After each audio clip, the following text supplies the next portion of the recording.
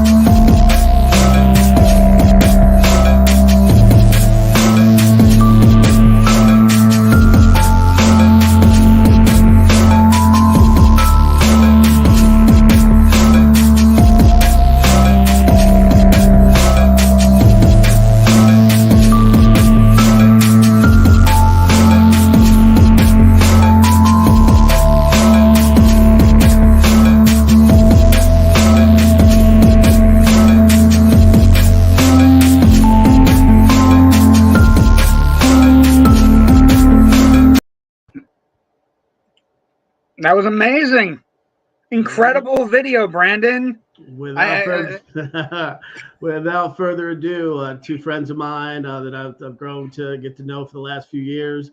They're actors, filmmakers, the creatives behind our new movie that's coming out to hit film festival circuits soon. Tim Dowlin and Frankie Tartaglia. Good evening, gentlemen. How are we doing? There they are. There they are. They're not crying. See it at CJW. Well, I'm sorry, I misjudged. Boys from Philly aren't going to cry that much. These are Philly boys. These are Philly boys. I'm from Scranton originally. I'm in Florida now, but I'm from Scranton originally. I was telling Brandon before the show, I'm like, I might have drunk with them at some point because everybody in Philly tends to drink and gravitate and whatnot. I might have gotten killed next to them at an Eagles game. So these are all viable things, especially because I go in all full gear Raider stuff. So everybody's usually not happy with me. But how are you boys doing tonight? Great. Thank you guys for having us. This is awesome. Absolutely. Oh, your mic sounds 100 times better now. That's good. How about you, Frank? Chilling. Always. How could you not chill with a hook poster behind you? One of the best underrated Steven Spielberg movies ever made. But it's really good to have you on the network. We appreciate it. We're super excited. Brandon's super excited to talk to you. I'm going to bow out. It was nice talking to you. We'll make it back later when I want to ask a question. Like, who do you like better, Superman or Spider-Man? Important stuff. But I'm going to bow out now. Enjoy, Brandon. Thank you, brother. All right, gentlemen. So what I do is I always start with everybody. Just give our audience. We have a lot of filmmakers and people that may not be familiar with this movie or you guys yet. So tell us first, like where you were born and raised, and if you guys from a young age were into like what films you were into, and like where all this imagination began from a filmmaking standpoint. So I'll start with you, Tim. I grew up in West Philly. And yeah, lived in Philly my whole life until I was an adult. I've lived in New York and LA and keep coming back to Philly, but Philly shaped me, raised me. Films, I think pretty early on I wanted to be a filmmaker. Like one of my early idols was Spike Lee, in the 80s. I remember Do the Right Thing and Crooklyn and all those like early 90s, late 80s movies. Reservoir Dogs, and then one of the biggest influences was Kids. I remember seeing Kids in the theater, and that was one of the first times when I felt like, oh, movies can be relatable to what I know. They don't have to be some other separate thing over here. Like I could make a movie about my friends, and I didn't know that, until Kids. And it evolved. I mean, my evolution was, I think early on when I was a kid, I idolized like Scorsese and Tarantino and Spike Lee and wanted to direct. And then in high school, I got into acting, and then I went full circle from acting to writing, and then eventually it led to producing. It kind of came full circle back to directing last after having worked in all those other mediums first. But I like it that way. I kind of think maybe I planned it that way. But yeah, growing up in Philly, I mean, I think a special part of all of our story as it pertains to Not for Nothing is our high school. We went to the High School for Creative and Performing Arts in Philly, also known as Kappa. That's where Frank and I met. That's where me and Mark Webber met. Rocco Rosanio is in the film, met there. A lot of great alumni. I mean, people know Boyz II Men and The Roots and Bilal and Christian McBride, and all kinds of people came out of there. But that high school was so influential to me and to all of us. We all met and became friends. Awesome. 20 years later, not to date myself, came back around and finally made a movie together. Awesome. What about you, Frank? What were your influences growing up? Tell us where you were born and raised, and some of your filmmaking influences. Well, I grew up in the iconic Philadelphia's Italian market, there's a moment where Rocky kind of runs down the street. Mm-hmm.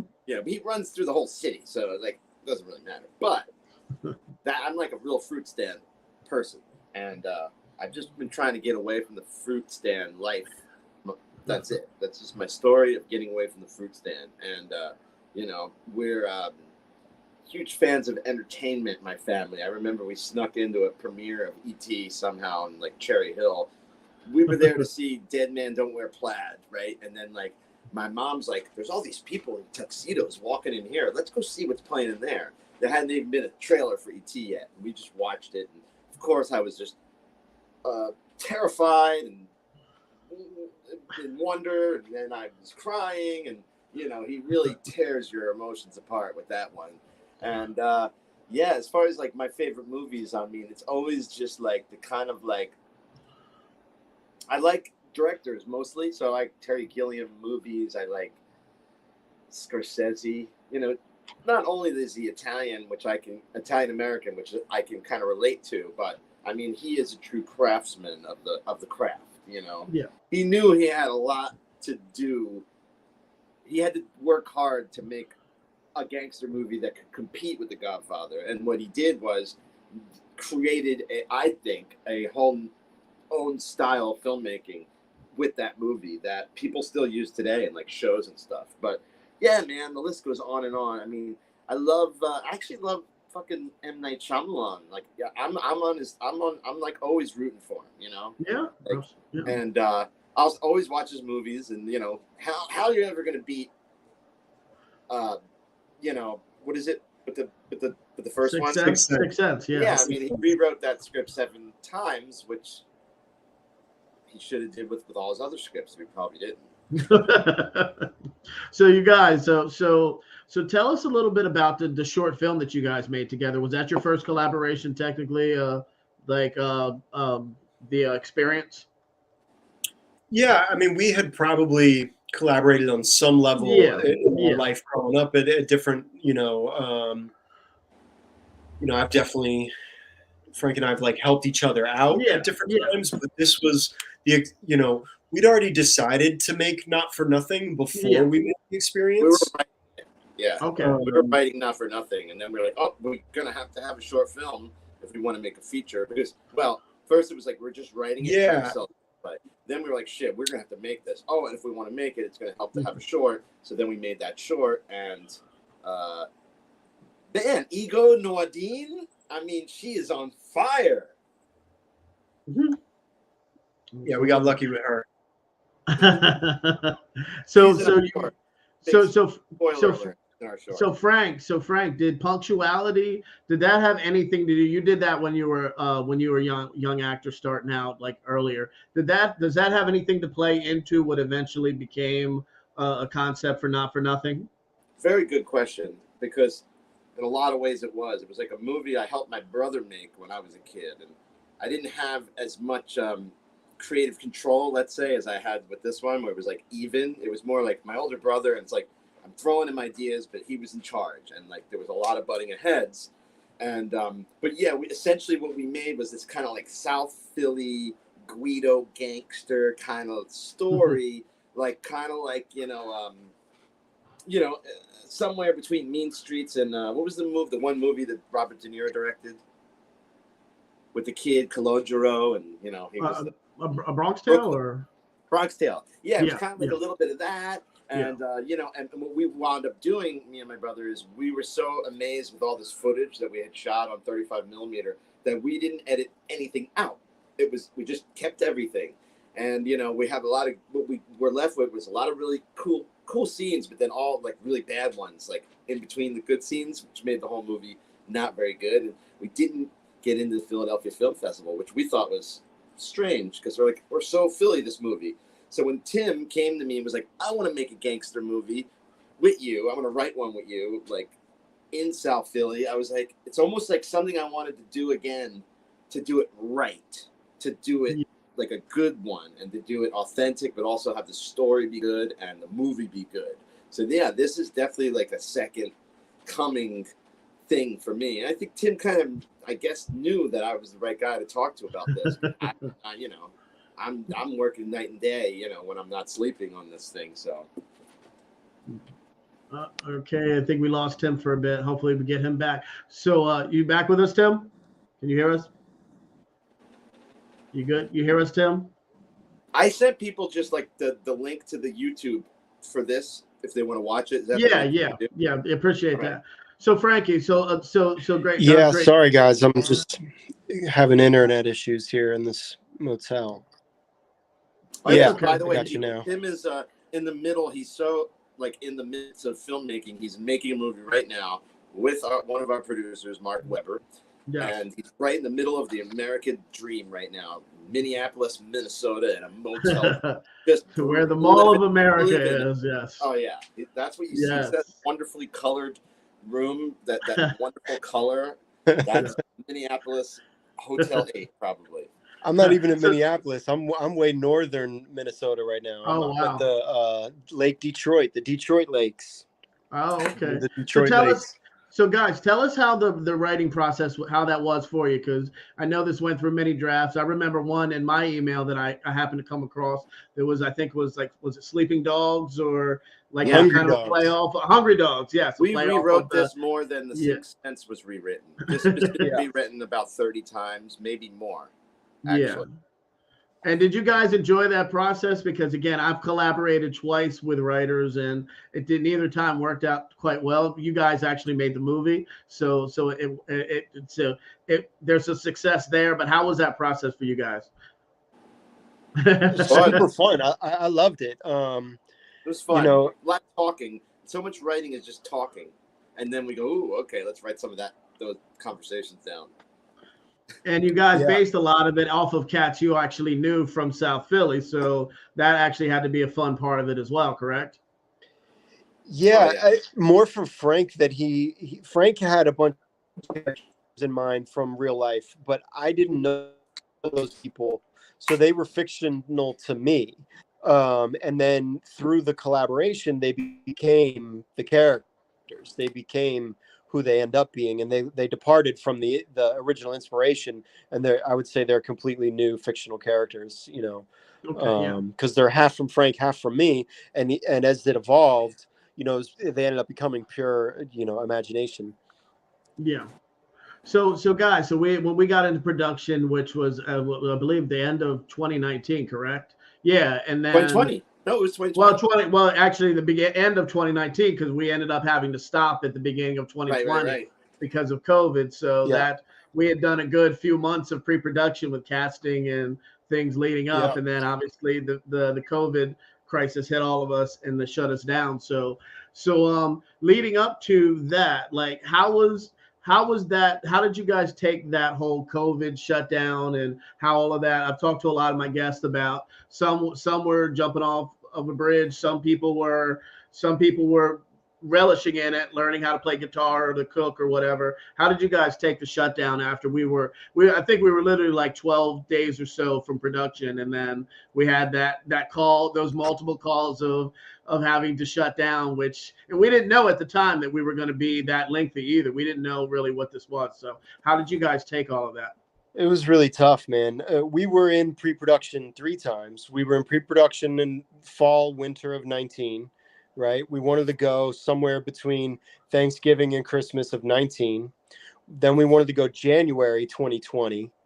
So that was sort of the same pre-pro. We just pushed it from December to January, but we were in pre-pro for January 2020, and we were good to go, but we decided we wanted a little more time, so we pushed it to March 2020. Yeah. Dun dun dun, the most infamous month of American history since September 2001.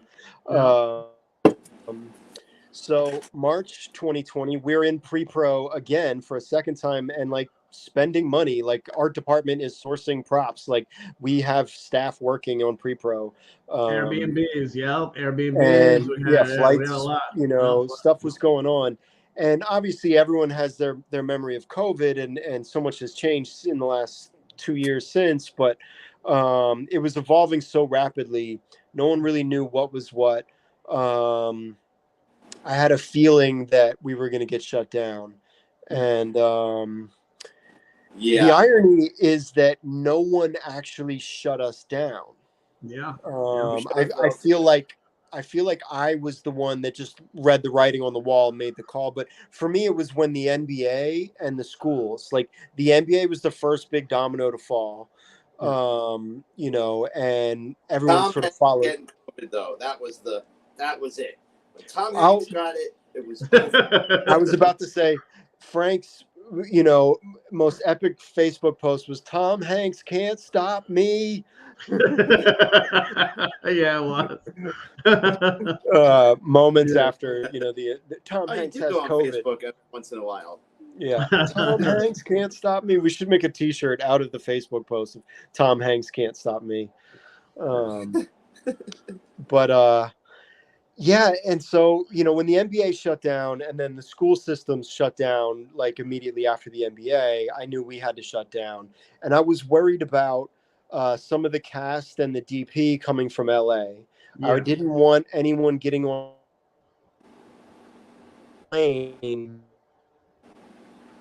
was responsible for, that we were responsible for, that we would then have to put them up and down or try to get them home, and want someone to be stuck in Philly for 6 months, and I have to pay for their housing, so I didn't want anyone getting on a plane with that uncertainty. And then I was worried about, like, well, let's say we get everything's fine, and then all of a sudden, like, they shut down all the food places and I can't get, there was just too much unknown that was changing.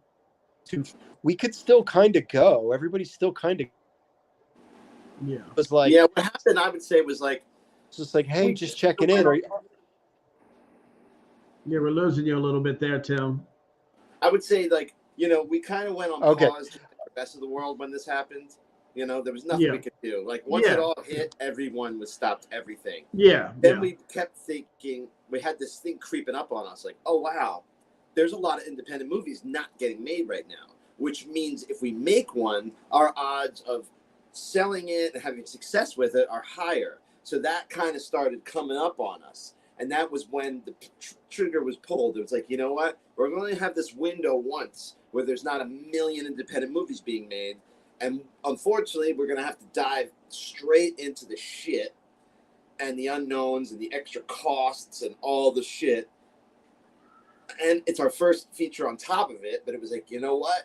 This part's not supposed to be easy. It could still be fun, but that was it. So it's not easy. It's not easy. All right, guys, before we dive into Not for Nothing, the production, JW, can we show the special clip that's never been seen before from Not for Nothing that's been shared by Tim and Frankie tonight?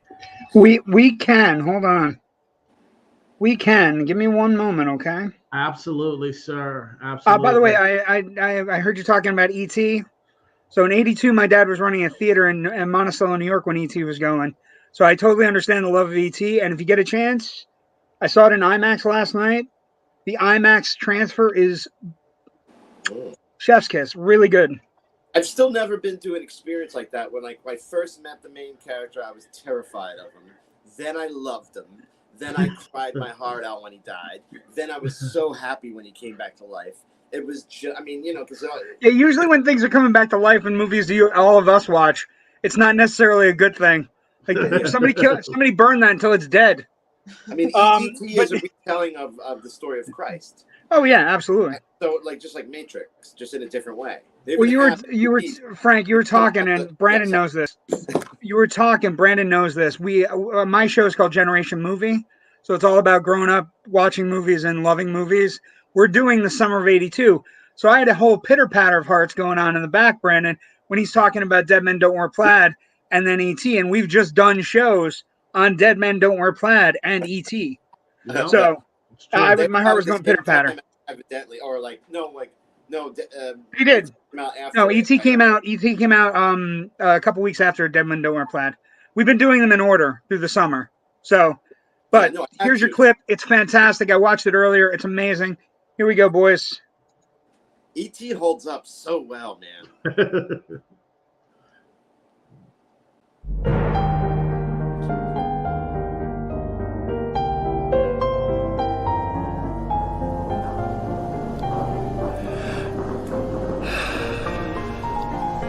I can't hear it. All right, so once again, you open up the phone, sound? you press the button, and you get all these different kinds of apps. So what do you mean they're in the phone? There's no sound. Don't you buy them? Where do we buy these from? The apps, you buy them in the App Store. In the App Store? Where's the App Store at? That's in the phone. The phone? Confused. The fuck you talking about? How do you buy them?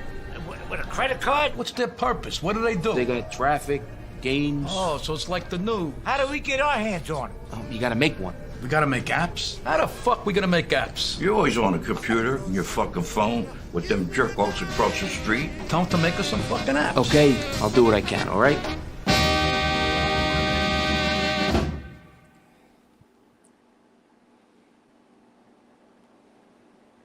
There we go. There we go.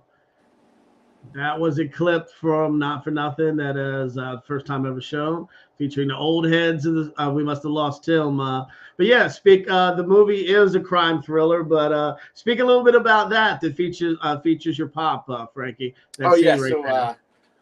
there was this kind of that was one of those scenes that, like, you know, it does break from the like main storyline.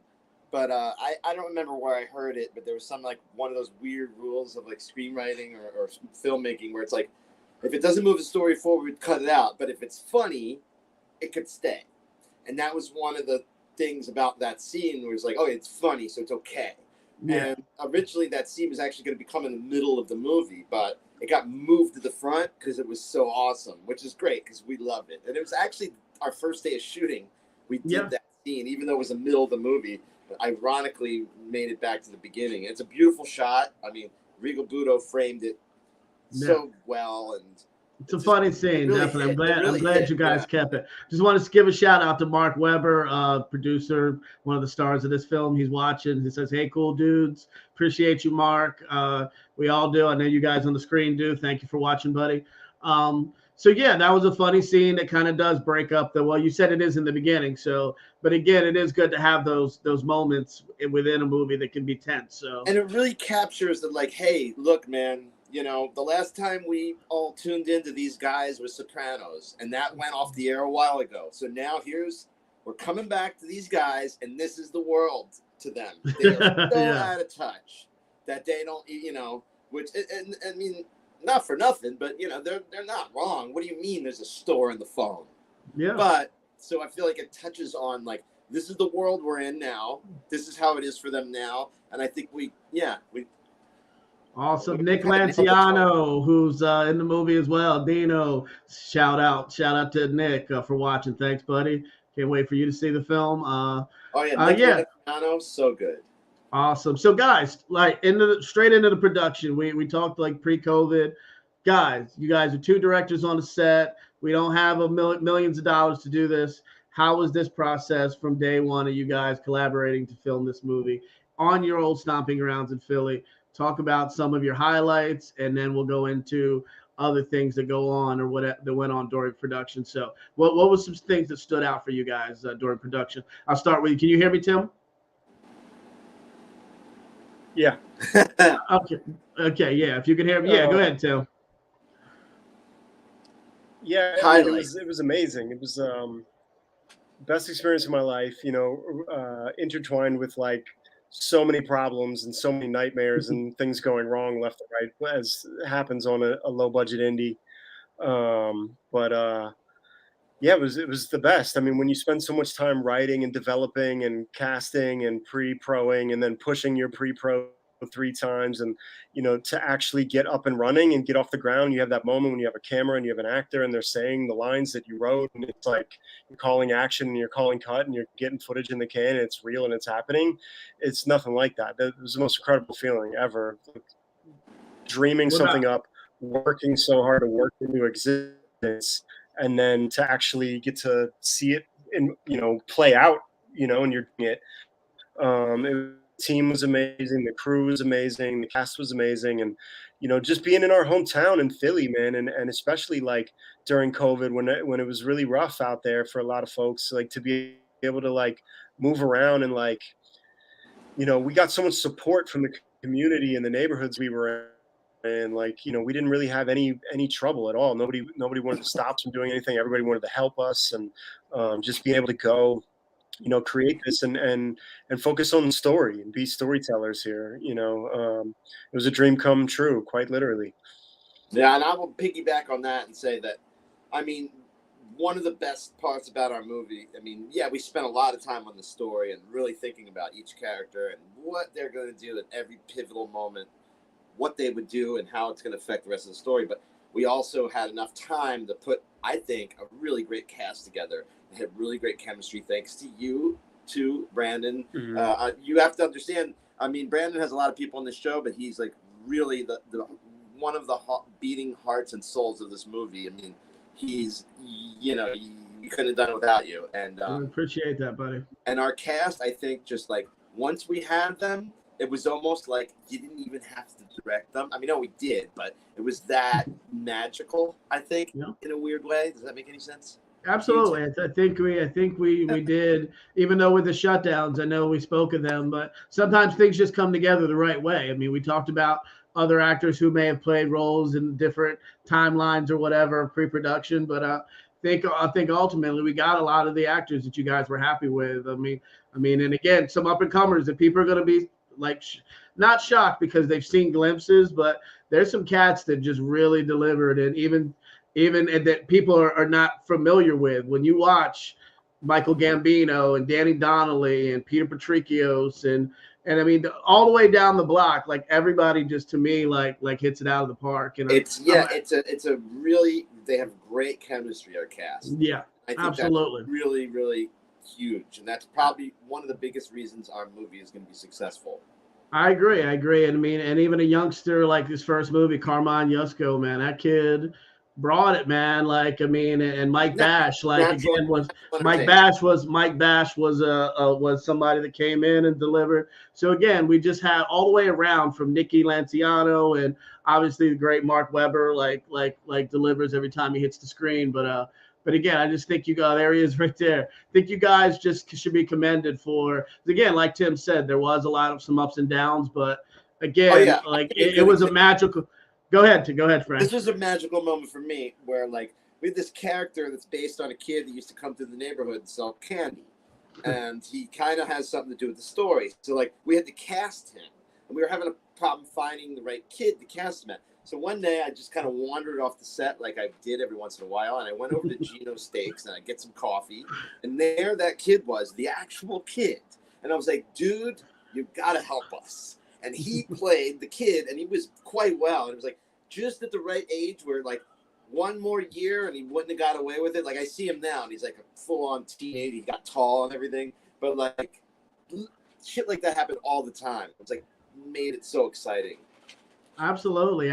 Even running into the real Dami Rocks during filming was a moment. Like seeing him and Peter together standing next to each other. Again, there were just a lot of magical moments on that set that I want to put that I'll never forget.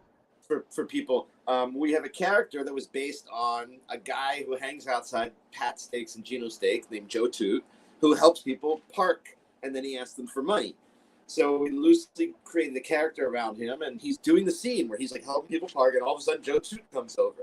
I'm like, hey, Joe Toot, this is a guy based on you. And he was thrilled. You know, I thought he might be upset. And then we got a picture of them together, which we've got to pull up, find at some point. But, by the way, we got a poster to show you, Brandon, for approval. I'm going to text it to you. Oh, please do, guys. Tim, you actually are in the movie. You're an actor. You've been acting for a long time on stage and in film. How was it being in the film? Because you shot, I believe, on day 2.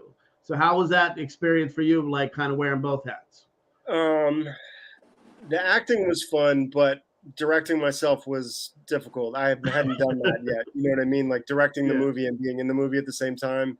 Mark does it a lot, and it's another level of the skill set, like being in it and being the director.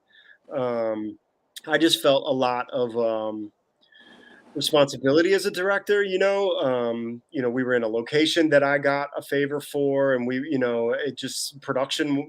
As a producer, I was wearing a hat as a producer, let alone directing, and I'm just worried about all my responsibilities, and then to just put all that aside and then get into the actor zone and just perform was fun, but it was hard to like let go for a second and check out of that other stuff. Especially on day 2, there was still a lot of stuff going on to figure out. So and acclimating with the crew and everything, yeah, and just getting into getting a the feel flow for as a things. Yeah. director and like and working with Frank and the team and but like we were like in the moment I was able to just be an actor and let Frank direct, you know, that part, Yeah. and I'm in it and you know, we Or relied there on was moments where our assistant director was a so I had to do that shit while Tim would direct. I have to leave to do the assistant director's job while Tim would direct. But that was so great about having two of us. That's why we're Yeah. better than most directors. um, Two of us. and then you know we had a great, you know, DP Michael Rigabudo, who's a producer on there, who helped a lot. There was And he's a times, director too, right? yeah, He's when hurt. you know either Frank and I were like further back in the monitor, and he was able to like, you know, find some nuance up close, and you know, we went to him a lot of times as like a tiebreaker, like when Frank and I were trying to figure out which, you know, a shot angle, something simple, something big, something little, but like going to Mike as like a, you know, the DP, like and making decisions, and it was helpful to have him too. Once we established trust. Exactly. We knew that like even if it was such a tight production where we had to do so many different jobs that there were moments when me and Tim had to be focused on other things about the production. And we knew that Mike Rigobudo would get us a version of the scene. It might not be the preferred one that we want, but he would get us a version that looked great. And that was hugely important. And he was kind of, I think, a big part of our little what's the word here? Our just the team, man. Like, yeah. Power. Yeah, man. Like, yeah. Shout out to Mike Rigobudo, man. He did his thing. Like, he's like I said, there was a lot of moving parts on this movie, a lot of scenes, a lot of locations, and again, like I said, for the money we had, like a lot of characters. Yeah, a lot of characters, and it's a beautifully shot movie. I mean, it's from top to bottom. I think people are going to be surprised with the not surprised, but I mean, when you see a lot of independent films now, I don't see as much attention to detail as far as like the camera we shot on is an amazing camera. And again, shout out to Mike Rigobudo for doing his thing on it and following you guys' direction. So guys, another thing. So doing this together obviously is having two heads at one, but what were some of the hangups that like came across in this? Were there things along the way that were not necessarily bothersome? I'm not trying to throw any dirt. We don't do that on my show, but were there any things that like next time you would put in the brainstem and say, hey, next time I want to do this a little bit better. So much of that. Millions. The process was us. Yeah. I like to throw that out because we have film students watching, some people starting to film. So just throw out a couple things each that you guys could like say, hey. I would love to just get into this. I mean, there was so much mistakes being made, that there was so much learning happening that I can't explain enough. Any film students out there, I'm going to tell you right now, if your parents have money to put you through film school, take the money and make a movie instead. Trust me. Get people like us who went to film school to be on the film, and we'll teach you all kinds of stuff. But don't waste that money. I mean, if it's going to be at the sake of your first film, don't do it. Just make a movie. Just start making movies. Tim? No, this was obviously a massive learning experience for Frank and I. You know, first-time directors making your first film, you're going to learn so many mistakes, but a lot of good, valuable lessons. Advice for an up-and-coming filmmaker. I mean, the team is so important, and putting the team together in advance. Like, you were, Brandon, the first real member of like our team, our crew, you know, other than, you know, we had Mark, you know, and we had Pete, but like in terms of like crewing up, like you were the first producer to come on and just start working with us. And then with the casting and like taking over casting and becoming the casting director, getting that head start on that. And I was so glad that we had you in the fold as we went and like figured out all the other pieces. And there were some pieces that had to come together last minute. And then it's a gamble whether like the last minute hire at any position, top to bottom, whether it doesn't matter what the position is, they could be cool or they could be, you know, bad energy, and you want good energy on your set. You want a good personality mix. You want, you want a good vibe. You want people that have a good spirit. You want people that have the right attitude, and that's so important. And and I already knew that, but I got to go through it and experience what it's like when a couple key positions don't have the right attitude, and then how good it is when the rest of the key positions do have a good attitude and the right attitude. So if you're in the process of trying to put together a plan to make a film, start identifying those people you want to work with and get them on board in advance before you even have your schedule and your budget. Just get a commitment from the DP you want to work with and, the team you want to work with, and then schedule it around them. Don't just say, oh, I'm shooting on the 19th, no matter what, and hire the best available, first AD on that date, because you never know who you're going to get. If you have someone you want to work with, make sure you work with your people, because that matters. And that's going to make the difference between your experience and the final product being good or not. If you're stressed out and dealing with issues from, people with the wrong attitudes, or if you have the right support around you, have people that are going to be proactive problem solvers, stay positive, stay cool under pressure, that's all makes all the difference. So I would say that. And then another thing that I learned, it's on that lines, but a little different, was we kind of always we were overwhelmed. I couldn't deal with picking an editor in advance. I was I just got to get through production. I can't even think about it. And now I would say, and there's something that Mark told me, the advantage was getting your editor lined up in advance matters. And I didn't really realize why until after going through my edit, so Tom Hanks can't stop me, man. Yeah, stop Frank. So that ended up setting us back a little bit, because we were done. We had the footage in the can. We didn't start editing for a while, because we then began the process of shopping around and auditioning and trying to find the right hire, the right editor, which cost us a few months. Whereas if you have an editor from day one, they get the dailies. You're getting dailies back.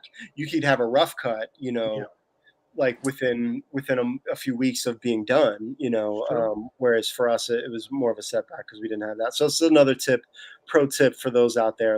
And again, if you're a young filmmaker and you're getting ready to go to film school, and you really want to be a filmmaker, and you're not going to change your mind in 4 years, it's about $100,000 your parents are going to spend roughly between the room and board, the school, and all that shit. Put that money into a movie, get into a festival, you will get in the game quicker. Trust me, this is an old person telling you the way right now. Tell your parents they're going to waste money if they put you in film school to just give you $100,000 and make a movie. Speaking of an old person telling you how to do something and getting your way, Joe Ridgely chiming in tonight. Other awesome episode. Brandon, Mark Weber chiming in. Lanciano Productions. Sorry I couldn't make it this evening. We would love to view a screener. Thanks for jumping in tonight, JW. Thank you, Joe, for saying that. And I'm just going to get on the bandwagon and say Tom Hanks can stop me anytime he wants. I like Tom. So anyway. You like him. I'm not. Awesome. So, guys, I just want to say I want to commend you guys, because during the production, I mean, there was a lot of again, we're not throwing mud, but there was a lot of ups and downs. But what I dug about it was that the core people stuck together. It was you guys always had my back. I always felt like I hope you guys always felt like I had your back, because again, we were in it. We were every day. It felt like we weren't even sleeping in between these shoot days, even days off. We were.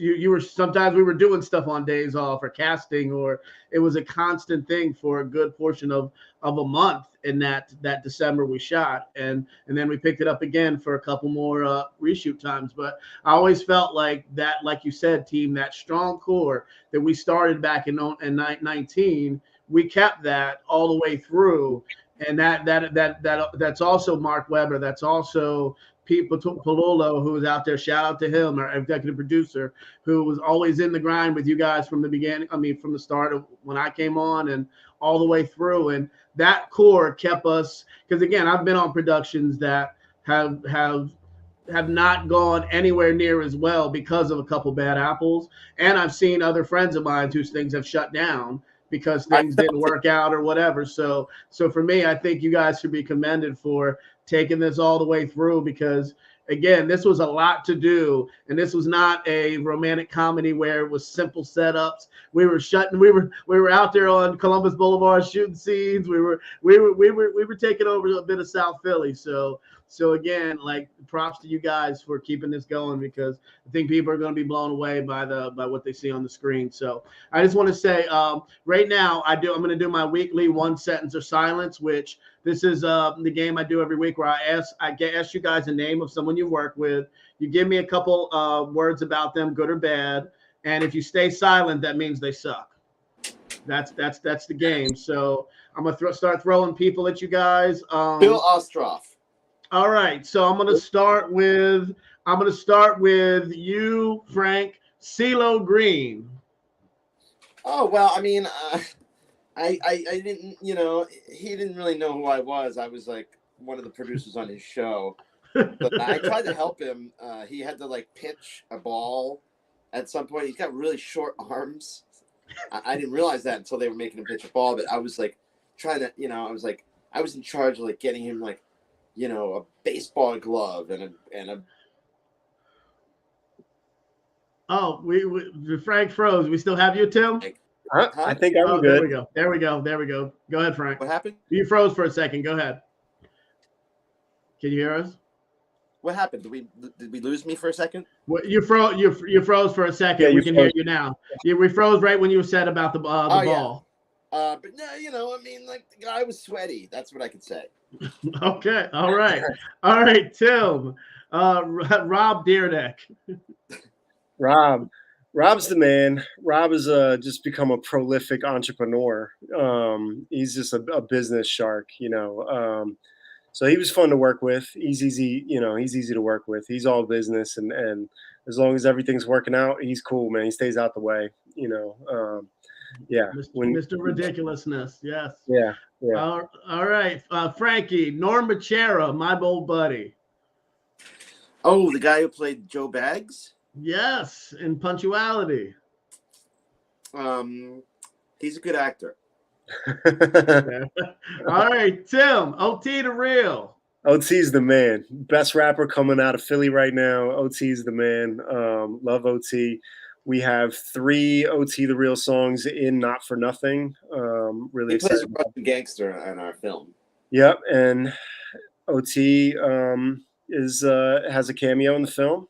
But yeah, he's a real dude, regular, just a good dude, grinding hard. And I met him, linked up with him for Flesh and Blood. I just reached out cold, didn't know him at all, and he got right back to me and gave us music, for Flesh and Blood. And we've just been homies ever since. I just seen him grow and blow up, and he's still coming up. But that dude's ill, man. OT's the man. Awesome. All right, Frankie, Vic DiBitetto. Vic DiBitetto is someone I saw online with my family. The older Italian people are Italian American people are big fans of that guy, and every time I see him, I'm like, oh man, this guy should be in like gangster movies or something. He would be great. And the only thing I ever saw him in was like this Adam Sandler movie Mall Cop, Paul Blart Mall Cop, and I was like, man, this guy's got to get something better than that. And then I was like so happy and stoked to be the one who gave him the opportunity to be in a gangster movie. And yeah, he's Joe Pipes. That's all there is to it. He's awesome. He's great. Yeah, he's good. Awesome. All right, Tim, Lauren Rivera. Oh, she's so great. I remember, her audition that you brought her in, and she actually auditioned for Nicole as well. And that's where I knew she had like range, because she had to play drunk for the Nicole scene. And that's, exposes a lot of actors, how they play drunk, or high. And she really did a nice job with her audition for, ironically, not the role that we had her do. But yeah, she was a pro. She's just a pro. She's really talented, and, really easy to work with, like just ideal professional actor, just come in every day and didn't need a lot, and she took direction really well and just created real natural moments. Like, she was authentic, I love to work with her. She was great. All right, another cat that you were very adamant about casting, which I'm very happy you did. Michael Gambino, Frankie. Michael Gambino is a dude who I was really into Vine. You remember that app Vine, 6-second clips? Anyway, I had a friend, me and him were both obsessed with Vine, and he was like, "Oh, you got to check out this guy, Mike Gambino. He's so funny." And like, I did see some of his Vine clips, and he's funny. He kind of has this like Guido thing going. And then one day I was like, shit, maybe we should I have him read for this character, Butchie. And he read for it, and then that was it. Like, he kind of just nailed it on that audition. Wow. And yeah, no, he's a great guy. A lot of love beaming from his eyes. Yeah, I just like feel good when I'm around him. All right. Tim, this is a guy you worked with multiple times, Al Sapienza.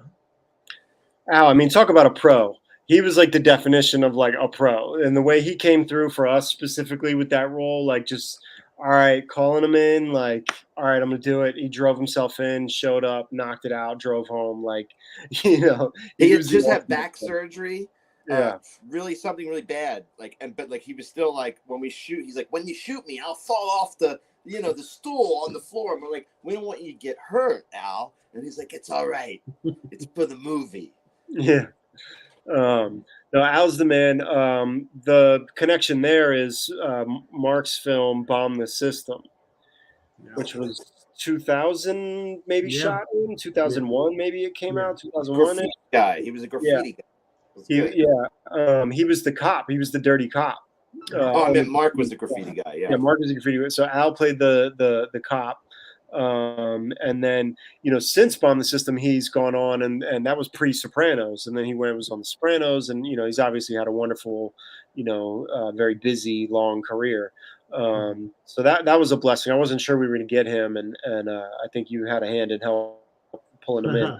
But yeah, he was the man. He just came through, and just like owned it, just took over the scene and owned it, which is what we needed him to do. Absolutely. All right, both of you can take this, but I'll throw it to you first, Frank, because he's integral. I mentioned him earlier. Pete Palullo. I'll just put it this way. Me and him went to a Quaker school together, grade school into middle school. We didn't realize till middle school that they purposely separated us and made sure we weren't in the same classes. We were like the token South Philly Italian kid. So when I was 11, I got into doing stand-up comedy, right? It was a weird thing. And all of a sudden, Pete came up to me. He's like, I want to get into stand-up comedy too, Frank. And I'm like, all right, because that's how I am. I'm like, let's do it. We'll be a group. We'll be a team. And we actually created an act. Did I ever tell you about this, Tim? No. Yeah, there was a whole act we did together a few times on stage. And that's kind of how our relationship with entertainment. Oh, he froze again, didn't he? Frankie froze. He like got into like and he pulled me in. He was like, I'm interested in what you're doing. Can I do it? And then like years later, when I got to make the movie with my brother, I was like, oh, Pete, maybe he'd be in this movie. And he was in the movie Punctuality, which you'll go to YouTube and check out. Maybe I don't know. There's some good scenes. But the long story short, the guy winds up being a fucking movie producer. Like, he's the guy. Like, we went to Hollywood to find out, to get involved, and he's like, nah, I'm gonna make it happen down here. And now Hollywood's coming to us. Awesome. Shout out to Pete. Shout out to Pete. All right, finally, a man that came in actually for different parts too, but I'll let you take this one, Pete. Danny Donnelly. Danny Donnelly. That dude is the man. He's really sneaky, he's a little quiet, so like you don't notice how good he is right away. Like, he lays back a little bit and he doesn't get you right away, but then he grows on you and you really realize like he's deeply in character and he's a true chameleon, a true character actor, and another professional. The whole ensemble cast, we're so blessed, like top to bottom. Like I probably say a lot of these same things about everybody in the movie, but Danny Donnelly was great. Too. Donnelly, like a really good filmmaker. So We had Yeah. a lot of characters in our film like that, like Dean, like Nick Lanciano's a filmmaker too, you know, and like so we kind of understood the language and were helping each other as much as we could. We knew the time limits on everything and all that kind of stuff. Yeah, Absolutely, absolutely. So you guys got through it without throwing anybody under the bus. It was pretty easy, but hey, that's how it is. So I just want to give a shout out to a man that's watching, Mark Webber, because speaking of like professionalism or whatever, I gained a lot. I have a little part in the movie. I gained a lot just being in the scenes, listening to him, his little nuggets of just watching him in some of the scenes in the movie, and him giving myself and another actor, Corey Castle, some little tips of, okay, let's try this. Let's try this or whatever.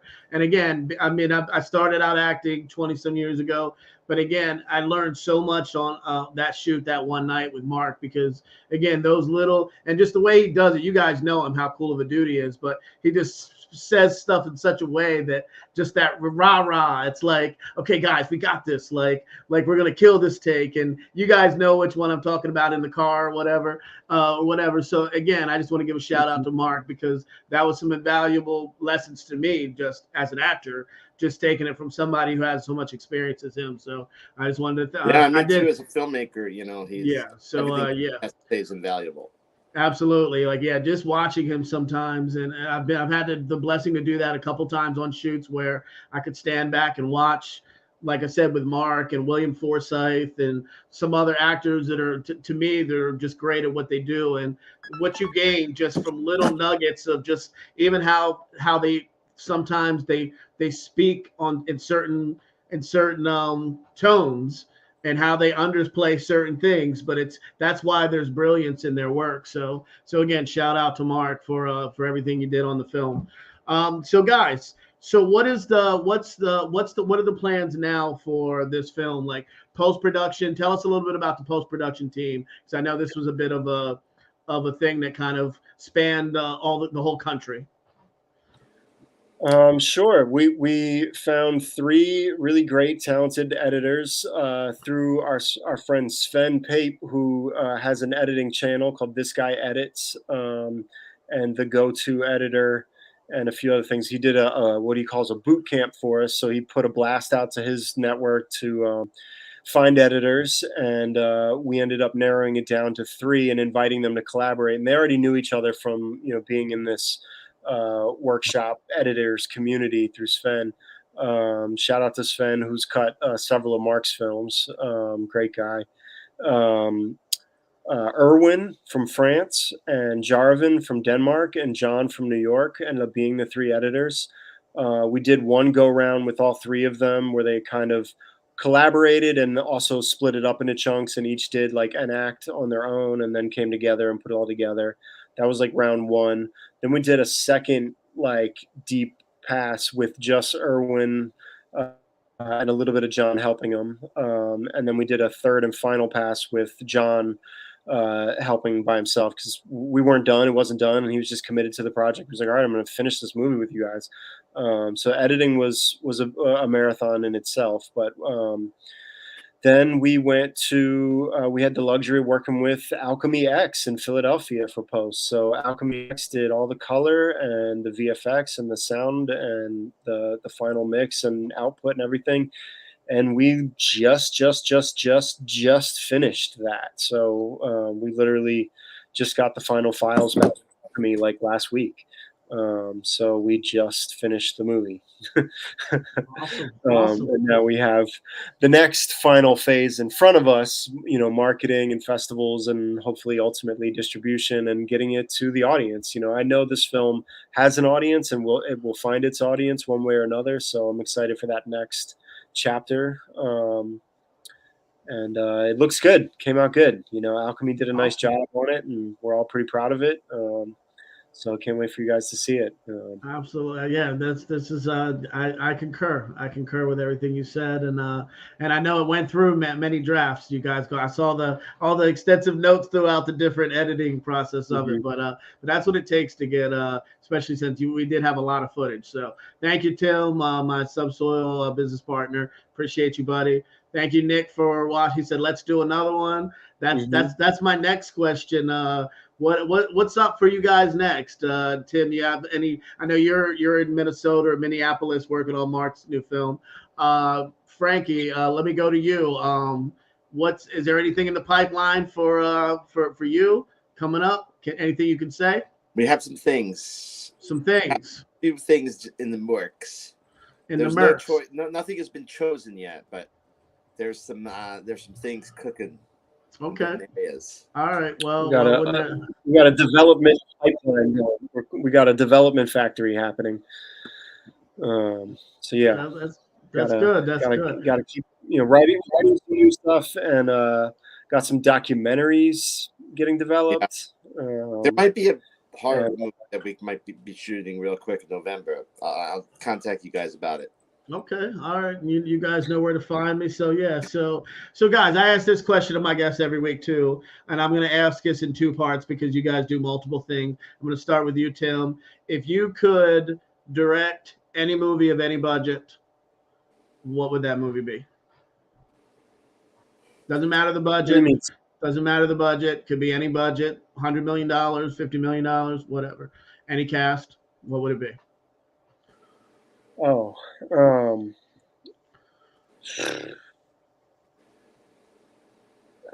that's a tough one to just answer. What would I direct? Yes. What would you direct? Yes, and that's coming to you next, Frank. Okay. I mean, I want to do a really epic, high budget Philadelphia period piece. I want to go back to like 1865 Philadelphia.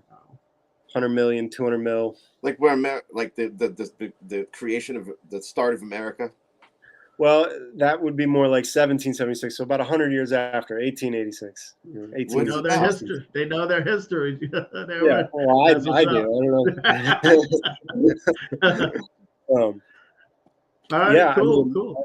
I don't want to give it all away. I don't want someone to steal my shit. No. That's dope. That's dope. Yeah. All right. So what about you, Frank? I'm glad I had the time that Tim was like trying to think about the answer to that to actually fully realize my answer. But this really fun script I wrote with a friend of mine a while ago called The Magic Garden, which I think we should all try and talk to Jeremiah about him producing it, Tim, and try and get The Magic Garden on Netflix. Jim Carrey is Grandpa. Zach Galifianakis is the little gnome. All right. Magic Garden. That's Magic Garden. All right. Okay, so I have a two-part to this because I know you guys do other stuff too. Tim, if you could act in any movie of any budget, what role would you play and what type of a movie? Oh man. And you again, can really tough. Too, because my thing is an actor. Go ahead, Tim. Like I want to play diversity. Like I don't want to play the same character twice. I want to play characters. I want to play interesting people. I want to switch it up. So I haven't really fantasized about like one role that I want to play. Like I just want to continue to like explore and play people that I aren't thinking of. Like I want to play something that I'm surprised and never thought of. Like I want to play, someone far from myself and for myself. I don't want to just play myself or people that are close to home. I really want to like flex and expand the range and show the range and, yeah, I think it'd be fun to like play like a lead in like a who's one of our favorite guys? Oh my God, Guy Ritchie. I'd like to play a lead in a Guy Ritchie film. You're asking me what's my fantasy role, like I don't care what the character is, but like if I could play a lead in a Guy Ritchie film, that's my fantasy. That would be dope. All right, what about you, Frank? Guy Ritchie movies are too fast for me. Just a little bit too fast. I don't know. There was a time when I wanted to play Brian Wilson in a Beach Boys movie, but that time passed. Then before that, I wanted to play Louis Prima in a Louis Prima movie, but I don't think his life was that interesting enough. I would like to be like part in a movie of like, yeah, it's kind of different than what Tim said. I'd like it be like loosely based on me, but like me to like really convincingly portray this character that is almost me, but like in a way that people really empathize. Does that make any sense? By Zach Galifianakis. I don't know. Who would play you? Who would play you, Frankie? No, me. You just said it's me. Oh, okay. So it would be You're the you one who playing. said Okay, that. okay, cool, Didn't cool. you? Isn't that the So you would play the biopic of it, and cast some younger versions, but you would play you said if I could be in it. Yeah, right? yeah, absolutely. I acted it. Yeah, but it wouldn't be about Frank Tartaglia. It'd be like a character that's like Frank. Gotcha. McGillicuddy or Gotcha. So kind of like the Nicolas Cage, where it's not him, but it's loosely based on. I haven't seen that one yet, but I heard it's amazing. Yeah, and it's a rom-com, whatever it is that I'm thinking of. But gotcha. Very cool. Very cool. Awesome. All right, so guys, so we always end on words of advice. So I know you guys gave some for the film students, but this is more of an overall, like, sometimes they're not as uplifting from some of my guests because obviously this is a hard business. Like, don't do it if you're not 100% in it. Like, whether you're actors, filmmakers, writers, whatever, you got to live and breathe it if you want to do this. So I'm just going to start with you, Tim. Throw out some words of advice for our audience, please, to end the show. Commit to your vision. Commit to your vision. Surround yourself with people that support you and support the vision and believe in you and believe in the vision. And there will people that tell you, no, you can't, or you shouldn't, or tell you all the reasons why it's not going to work or why the other way might be better. You got to learn to filter that out and block that out, because they're always, for whatever reason, even if they're the best intentioned, they're going to get in the way and they're going to hold you back and they're going to tell you that you can't do it when you honestly can. It's just hard. And you have to know that you're signing up to do something hard. So when it's hard, don't be surprised when it's hard. Keep going, work harder, go through it, go around it, think about it, figure it out. You know what I mean? But commit. That's the commitment, man. Just commit to your own vision. Don't let other people change your shit up. Don't let other people influence you and make you doubt yourself. Just stick to your shit and go all the way. Absolutely. Commit to your vision, stick to your shit. What about you, Frankie? Just kind of to react to what he's saying. It's like there's an element of like, oh well, I do want to, before I release this to the world, I do want some advice or critique from people that I trust. And so like that's where you got to be really careful. And so like I did that with this movie where like I sent it to 20 people right before the final cut, where I was like, I like your perspective, but what ultimately happened is I only paid attention to things I heard repeatedly. Does that make sense? Because like things that like if one person said one thing, that's just their opinion. But if I heard like 5 people say the same thing, then it was like, all right, this is something to look into, and it helped. But knowing to do it that way, ultimately, I would say do not release if you don't have a timeline on what you're making. Don't release the movie until it's really as great as you can make it. There's no reason to release a bad movie. If you have it in your hand, even if it's like shit, we shot all these scenes, it's still not good. Don't release that movie. Get the money together to shoot some more scenes and make that movie good, or don't ever release it. And that happened. There was an element to that with this movie. We had earlier cuts where like it just wasn't good enough yet, and we had to just keep hammering away at it. And now I feel like it's fucking. I hate to even use the word great, but it's pretty great for what it is, And it could be great. It's definitely better than a lot of other movies. Awesome. It might be great. We'll let you all decide. Hey, yeah, it's for the audiences to decide, and they will on the film festival circuit coming up. And so, guys, tell us where we can find you guys on social media and where we can find information about Not for Nothing. We have a notfornothingmovie.com website. notfornothingmovie.com, and on there you can sign up for our email list and you'll get blasted with the emails with the updates. And then we have Not for Nothing Movie Instagram and Not for Nothing as a Facebook page. I'm only on Twitter. You can search Tim Dowlin, my Bristol, but you can find me on Twitter. Frank's on there. I think he's Frankie Fruit Stand. I don't really use Twitter. You could talk to me on Facebook and Instagram, I guess. Yes, and your full name on Facebook, correct, Frank?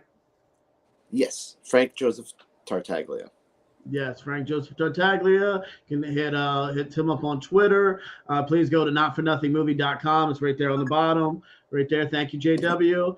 And guys, thank you for taking some time tonight. Well, I'm definitely gonna have you guys back in a few months because we're gonna have some news coming up for the movie and everything like that. I want to do a big soiree where we'll have cast members on here and we'll loop it up and we'll talk about their experiences with you guys. So, but again, thank you guys for sharing your experiences tonight on I.O.U. Any questions, JW, for these gentlemen? And no, I mean, I think I'm pretty happy with learning all about them. They seem like an epic period piece from 1865 for Philly. I feel it's gonna be. I feel like you could, if you get gritty, you're gonna have it like made in the shit, like gritty and like period costume pieces would be amazing. That would be amazing. That would be historically inaccurate, but I might have to make an exception. Nobody knows where Gritty came from. We don't know how long he's been around. I'm just saying, as somebody from Pennsylvania, like, but the idea of doing an 1865 gritty period piece, not gritty, but just a gritty period piece, not gritty, but gritty. I mean, we got to be honest. That has to happen. The gritty story of the character that should happen at some point. Like, I can't believe it hasn't happened. But like, I like the idea, like kind of like a gangs of South Philly. Yeah, we're talking about the mascot for the Flyers, right? It's like the elevator pitch. No, both. Yeah, I feel like it's the same company that made Angry Birds will make the gritty story, hopefully. I just also want to say that if there's anyone that I talked about in a negative way that we worked with, I just want to say I want to take it back because everyone that worked on this film did the best they could. We were just thrown in the fire together, so I have a little, bitterness here or there, but ultimately everyone was great. Even it was very slight bitterness. The director, as somebody who's watching in the back, it was very slight bitterness. Might have been one person in particular. But shout out to everybody. Shout out to everybody that worked on Not for Nothing, like Frank said. Congratulations, by the way, guys. It sounds like Brandon had a really good time. He's super proud of the movie. We wish you all the best. We had a lot of people, chiming in with comments about good luck with the film. You had people wanting to do more films with you, which has got to be a good sign, right? But we appreciate you coming on the network and look forward to everything happening with the movie and all the festival news that you're going to bring and Brandon's going to bring to the show. Right. Anything else, Brandon? I just want to thank Tim, Frank for spending their Friday nights on I.O.U. with me. Again, there'll be new news coming up. And like I said, you guys are welcome back anytime to share more information about the film. We'll definitely do it up next time with the cast that can be available. And again, keep grinding, keep plugging away. There'll be new news coming up for everybody. I know there were some posts today about some things on social media that I've been getting some texts about. So again, believe me, there's going to be some good news coming soon in regards to this movie. So don't worry, guys. Like I appreciate you, Frank, putting that out there. But please understand that there's some good news coming. You're going to be able to see this movie in short order, definitely in 2022. So a lot of you will. So again, shout out to Pete Palullo, the executive producer of the film, Mark Weber for watching, John DeStefano, who helped out on the film as a producer as well. He did a lot for the film too. Appreciate him, and all the cast and the crew, everybody that did their bidding on this film. Go ahead, Frank. I'm just gonna say shout out to Mike Brillstein. Yes, absolutely, and yes, absolutely, Mike Brillstein, and again, your mom. She let us shoot at your house, man. Your wonderful mom, your dad. Thanks, Mom. Absolutely, and I know it's bittersweet. It's bittersweet to me, but again, Connie's Rick Rack, who was a big part of the film, and we miss it. We wish it was still here, but Connie's Rick Rack, like I was looking at pictures of the other day, it was making me a little emotional watching that. But again, that was a big part of Not for Nothing and my experience in it with casting and meeting you, Frank. So shout out to the old Rick Rack, and we miss it. So guys, again, thank you so much for joining us tonight, and you guys have a great weekend. And we'll absolutely, guys. I love you guys. You guys, we'll do this again soon. Pleasure meeting you, gentlemen. Thank you, guys. Thanks, everyone, for watching. All right, take care, guys. Bye, Tim. Well, that was a pretty damn good episode. lot of good things going on. They seem to be really great guys. They seem to be ready to like knock it out of the park. Whoever wants to step up and work with them again, or get the next time you get to work with them, Absolutely, yeah, absolutely. I couldn't have had a better time with those guys. And again, this cast, the crew, like again, just some of the best people, some of the greatest experiences that I've had in my career. And I've been in this for a long time, aging myself well over 2 decades. But this was one of the highlights of my career working with these guys. And like I said, with Mark Webber and Carmine, Danny, Peter, Nick. All you guys, Lauren Rivera, who's again the star of the upcoming Terrifier 2 film that's dropping in October as well. Shout out to those guys. So we're looking forward to that. So again, couldn't be better guys there. And I appreciate everybody watching tonight. Nick Lanciano from the movie, Tim Melican, Nice Hair 123. You're welcome. Thank you. I'm not sure who you are, but thank you so much. For watching. Yeah, we don't know what you're welcome for, but you absolutely. Thank you for whatever you did. Yes, well, whatever. Whatever you did. And I do think that we do need to mention we are about to have a big. Joe and I are trying to go to. Joe is definitely going to Phantasm. I'm also trying to go to Phantasm. So that is a big thing that's coming up this week.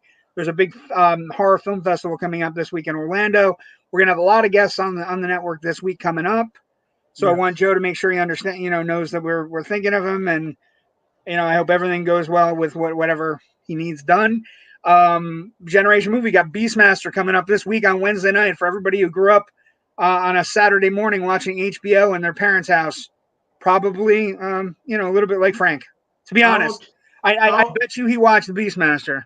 Absolutely, Mark Singer and directed by the great Don Coscarelli. Yes, yes, and Rip Torn. Rip Torn yes, as an evil cult leader. So we're doing that on Wednesday night. Where can people find you, Brandon? Where are we looking for you? SSE Brandon on IG. My name, Brandon E. Brooks, on Facebook. You can also my company, Saint Center Entertainment, on Facebook. And like I said, notfornothingmovie.com. You can find out information about the movie. And I see Nice Hair 123 was Frankie's lovely mom, Connie. Thank you for watching. I apprate you. Oh, thank you, so Connie. Much. Oh, okay. That's okay. Yes, thanks, Connie. She was integral. I assume from that she has nice hair. There you go. If you have a handle that's nice hair, it's got to be good. Either Absolutely. That, or she might be from Philly. She might do hair. She's a wonderful woman, for somebody going and as is Frank's father. They're wonderful people, and they were right in the thick of things with us filming at their home and outside their home, and at filming at Connie's Rick Rack, which I mentioned. So thank you for watching, Connie. I appreciate you, and again, everybody for watching tonight. JW, thank you for stepping in for Joe. Shout out to Joe and your family. Hope everything's good with you, and please be safe in your travels. And again, thank you, JW. I appreciate you stepping up for me tonight. Thank you. No, thank you for having me, Brandon. It was a pleasure producing your show. It's the first time I've ever produced, although I produced my own show, which is weird. So I don't know. You did a great job, man. You did a great job. I tried to get all your pictures in. There was a lot of pictures to get in, Brandon. You did, man. You got them up there, and like it helped the time go along too, especially since we were having some glitches. So it was good. Yeah, it was nice. But the guys were great.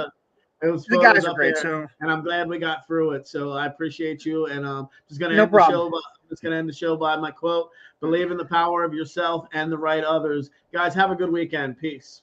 Peace out.